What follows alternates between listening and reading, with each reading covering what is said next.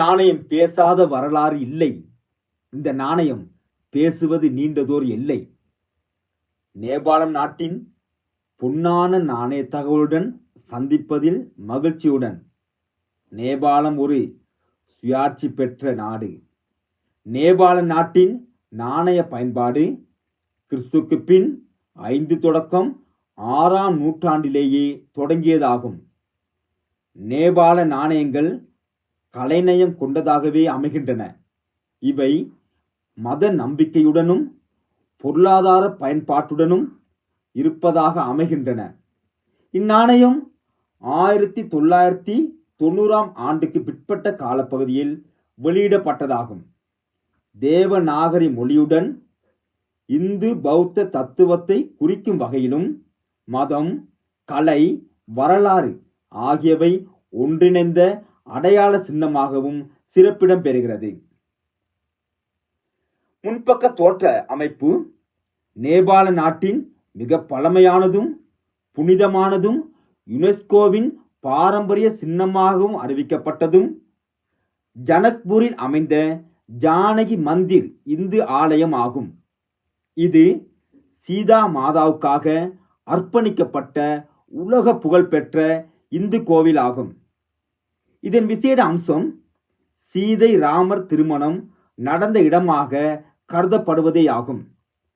கிறிஸ்துக்கு பின் 1910ஆம் ஆண்டு இந்தியாவின் டிக்கமிகர் இளவரசி விருஷபானு குவாரி என்பவரால் பளிங்கு மற்றும் கற்களால் 3 மாடிகளுடனும் 60 அறைகள் கொண்டதாகவும் மிக மிக பிரம்மாண்டமாக கட்டப்பட்டதும் நேபாள நாணயத்தில் ஆன்மீக அடையாளமாகவும் ஜொலிக்கும் தங்க ஓவியம் என கூறினாலும் மிகையாகாதுதான்.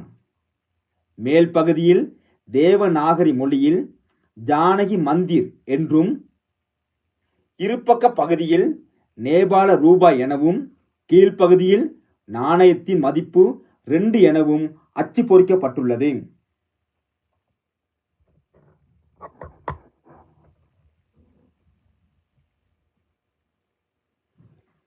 இந்த நாணயத்தின் மறுபக்க தோற்ற அமைப்பு லிம்பியாதுரா, லிபிடேக் மற்றும் காலாபாணி ஆகிய பகுதிகளின் வரைபடங்கள் சித்தரிக்கப்பட்டுள்ளன.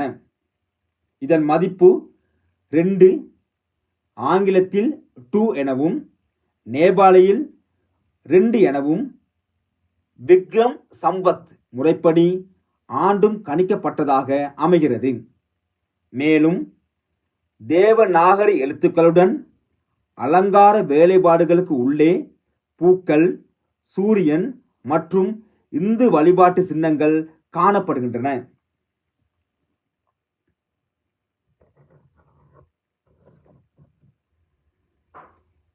நேபாளத்தின் தேசிய வங்கியும் அரசும் இணைந்து வெளியிடப்பட்ட அற்புத நாணயமாகும்.